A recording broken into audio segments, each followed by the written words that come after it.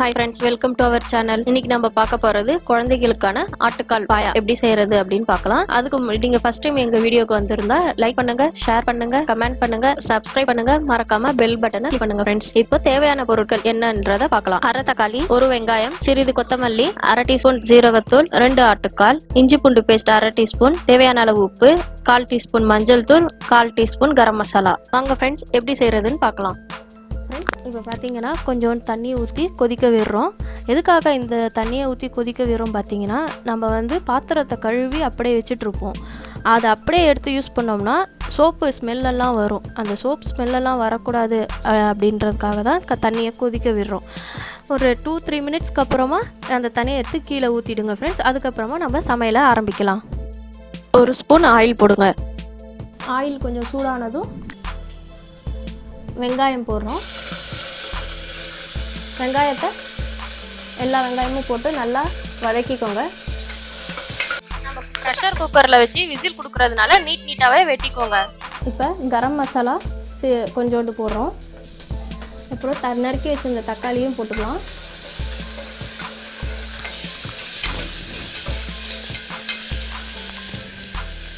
அடுத்தது கொத்தமல்லி,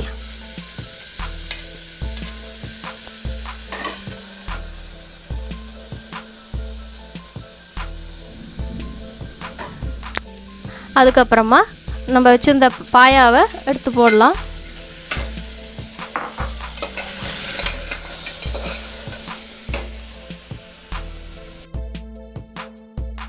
ஒரு டீஸ்பூன் இஞ்சி பூண்டு பேஸ்ட்,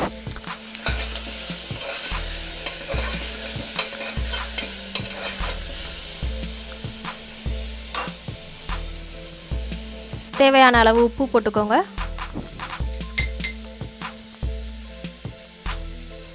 தேவையான அளவு மஞ்சள் போட்டுக்கோங்க.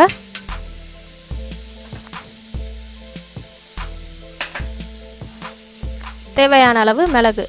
இது குழந்தைங்களுக்காக பண்ணுற சூப் அப்படின்றதுனால நமக்கு எவ்வளோ தேவையோ அதுக்கேற்ற மாதிரி நீங்கள் சேர்த்துக்கோங்க. ஜீராத்தூள்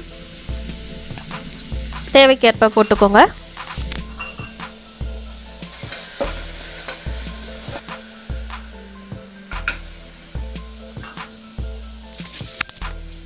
தண்ணி ஊற்றிக்கோங்க. இது பார்த்திங்கன்னா 1 கிளாஸ் வாட்டர் இருக்கும். ஸோ இந்த 1 கிளாஸ் வாட்டரை நல்லா கொதிக்க விடுங்க.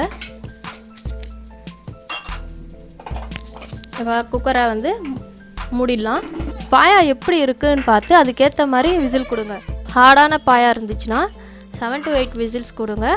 சாஃப்டான பாயா இருந்துச்சுன்னா 4 to 6 விசில்ஸ் கொடுங்க. ஃப்ரெண்ட்ஸ் இப்போ 6 to 7 விசில்ஸ் விட்டாச்சு. ஸோ விட்டதுக்கப்புறமா இப்போ ஓப்பன் பண்ணலாம். ஸோ நல்லா பாயில் ஆகிருக்கு. இப்போ ஒரு பவுலில் ட்ரான்ஸ்ஃபர் பண்ணிக்கலாம். அவ்வளோதான் ஃப்ரெண்ட்ஸ், ரொம்ப ஈஸியான ரெசிபி இது. உங்களோட குழந்தைங்க எவ்வளோ காரம் சாப்பிட்றாங்கன்னு பொறுத்து அதுக்கேற்ற மாதிரி காரம் சேர்த்துக்கோங்க. காரம், உப்பு இதெல்லாம் பார்த்து சேர்த்துக்கோங்க. ரொம்ப சிம்பிளான ரெசிபி தான். ஸோ ட்ரை பண்ணி பாருங்கள் உங்கள் வீட்லேயும்.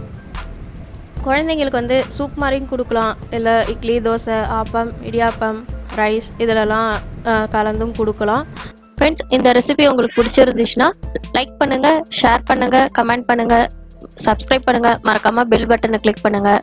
வீட்டில் ட்ரை பண்ணி பாருங்கள். ரொம்ப சிம்பிளான ஈஸியான ரெசிபிஸ் தான். ஸோ ட்ரை பண்ணி பார்த்துட்டு எனக்கு கமெண்ட் பண்ணுங்கள் ஃப்ரெண்ட்ஸ். பாய்.